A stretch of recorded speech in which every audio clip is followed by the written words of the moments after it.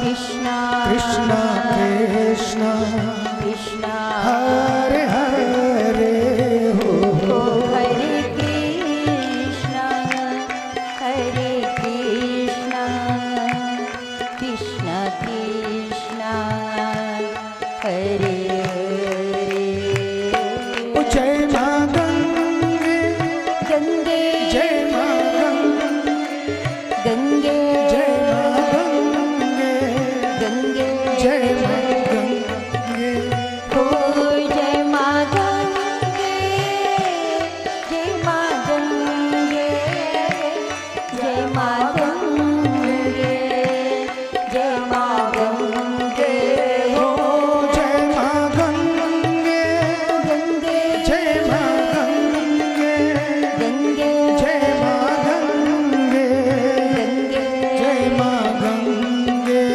Ho Jai Maa Gange Jai Maa Gange Jai Maa Gange Jai Maa Gange Oh Har Har Gange Gange Jai Maa Gange Gange Jai Maa Gange Gange Jai Maa Gange Ho Jai Maa Gange Jai Maa Gange Jai Maa Gange Jai Maa Gange Oh Har Har Gange Har Har Gange Gange Har Har Gange Gange Har Har Gange Oh Hare Hare Gange Hare Gange Hare Hare Gange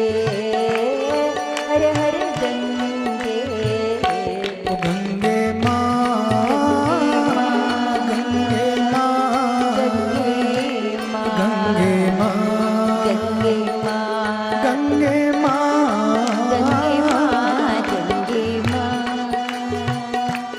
Gange Ma Gange Ma Gange Ma He Maa He Ma He Maa He Ma He Maa He He Ma He Ma He Ma He Ma He Maa He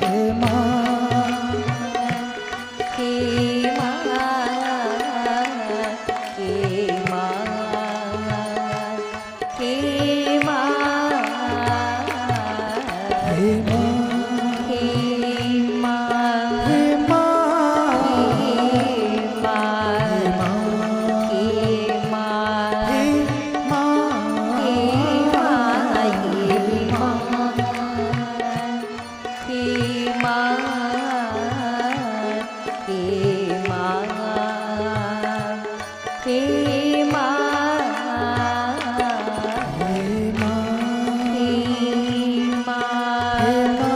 He Maa He Ma He Maa He Ma He Maa He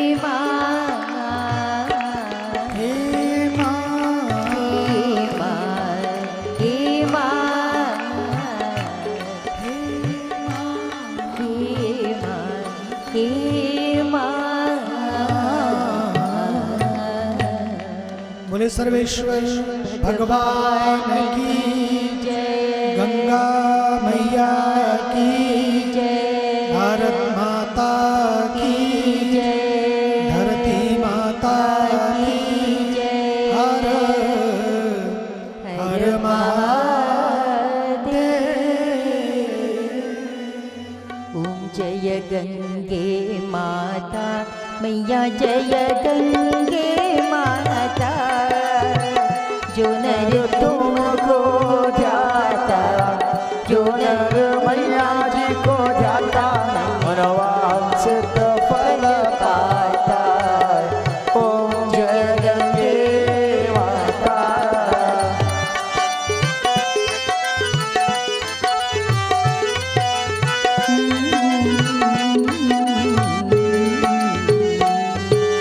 चंद्र से ज्योत तुम्हारी, जल निर्मल आता, मैया जल निर्मल आता, शरण पड़े जो तेरे, शरण पड़े जो तेरे, सोनर तर जाता। ओम जय गंगे माता।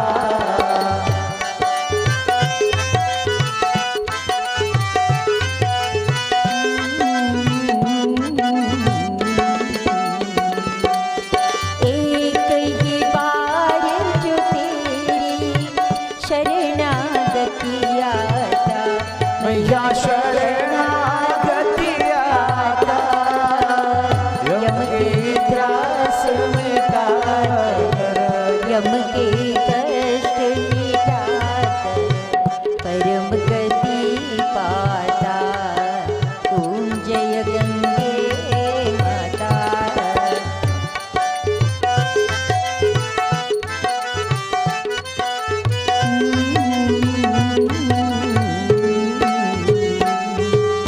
आरती मात तुम्हारी, जो जननित गाता, मैया प्रेम सहित गाता, दास वही असग में, भक्त वही असग में, मुक्ति को पाता।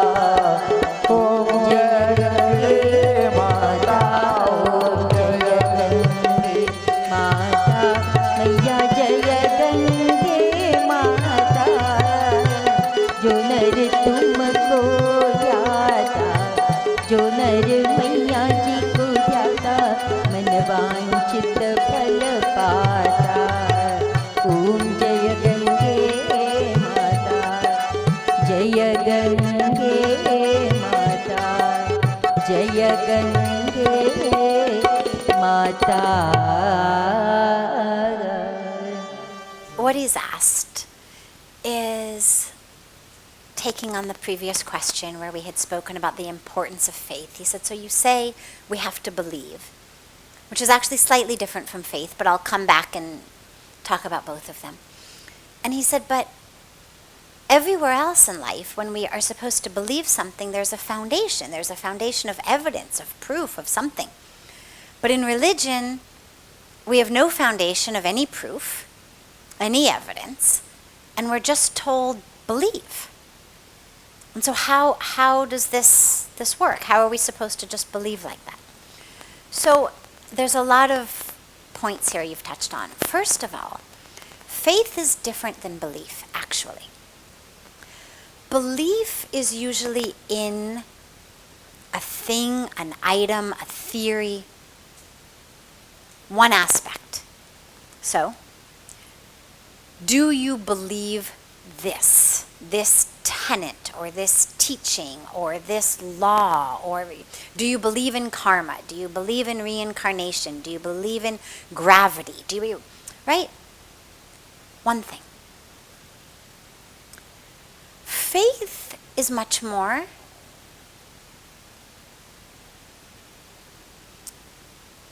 amorphous, you can say. It doesn't have a specific thing upon which it is rooted in. So if I say to you, I have faith in you,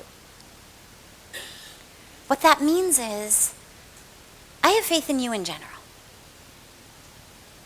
If I say I believe you, it means you've been trying to convince me of something.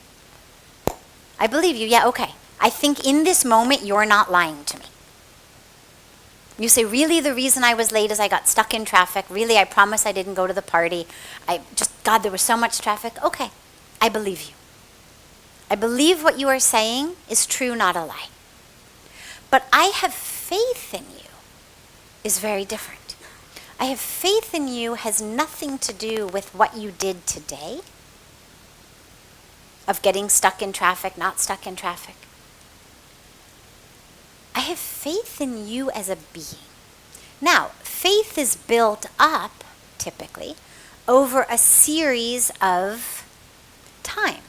So, for example, if you came home every night and you said, I'm so sorry I was late, I got stuck in traffic, and every night I believed you, until, of course, I discovered that you'd been lying to me every night. Not only would I no longer believe you, but I would also lose my faith in you. Faith is fundamental. Faith is general. Faith is whatever you say, I'm going to believe it because I have faith in you. Whatever you suggest, I'm going to, if not necessarily agree with it, at least give it a lot of weight because I have faith in you. So faith is general. And the reason that I bring this up is, in religion, what I think is very important is not so much that we believe every individual story or thing. I'm not concerned whether you actually believe that the Mahabharata happened in the way that it's written, or the Ramayana happened in the way that it's written, or that the various Puranas happened in the way that they are written as historical stories. I could try to do it with you. I mean, now, we've got various evidence about a bridge to Lanka. We could start bringing in this kind of stuff. But the truth really is, I don't have an attachment to whether you believe in that particular story, this story. That what matters to me is that you have faith in God. That's what impacts our life. And so whether you necessarily believe that every single element that was given to us in these epics actually happened exactly the way, if you believe it, wonderful. You don't believe it, okay. I'm not going to get into a very heated debate over it. As long as lack of belief in the historical elements of a story doesn't diminish your faith in God. As long as you believe the fundamental teachings that these stories give us of the presence of God, of the oneness of the universe, that's what matters, because that's what impacts our life. The lack of faith is what impacts our life. So that's an important distinction, because when you start looking at proof and evidence, well, the problem with that is that what science has done is science has stuck us in a box. Science has said, evidence only counts as evidence if I can know it with my five senses. If you can see it, it's evidence. You can hear it, it's evidence. You can smell it, it's evidence. You can taste it, you can touch it, then it's evidence. If you can stick it on a scale, you can get a tape measure around it, you can see it with a microscope or a telescope, then it's evidence. But if you cannot know it with your five senses, it's not real. And this is the greatest disservice that science has done to the world. Because what science has done is science has said, here are our tools of knowing. We have five senses. We have scales. We have microscopes. We have telescopes. That's science's way of knowing. Great. It can tell us about all of the things that we can know with those senses. It can tell us about all the things that we can use those tools to know. But there's a lot in the world that you can't use those tools to know. So for example, have you ever been in love? Prove it.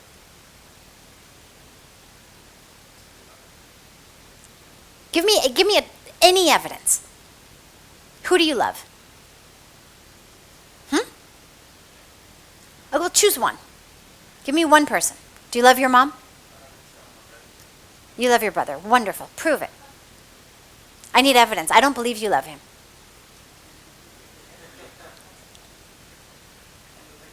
So, okay, I'm coming to this, but I did that just to show you that not everything that's true can be proven. Not everything that's real has evidence. Now, you know you love your brother. Your lack of tangible proof or evidence is irrelevant for you. You don't need evidence to prove it to yourself. And whether I believe you love your brother or not, chances are doesn't matter that much in your life. This is what happens with spirituality. People who have experienced God in any way, who have felt God in any way, know God exists. And when people say, give me evidence, give me proof, they say, we can't. But believe me, I know it, I feel it. I've experienced it. The same way that you've experienced love. And if your brother said to you, I don't believe you love me, well, that would be much more severe.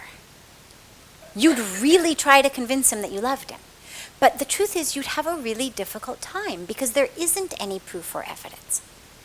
Things you give him or do for him isn't actually evidence. Because that's where most of us go. Well, see, I cook you lunch every day. See, I brought you to Rishikesh. We'll come back. I brought you to Rishikesh. I did this. I did that. See, but that's not actually evidence. So we don't really have the evidence. But what we have is experience. And this is what's important. In order to have faith, you have to have had, on some level, an experience. Now, you don't necessarily have to have had a blast you open, life-changing, spiritual awakening experience. It doesn't necessarily have to be that big. Maybe it was a moment with a sunset. Maybe it was a moment with your newborn. Maybe it was a moment when you fell in love. Maybe it was a moment in your garden.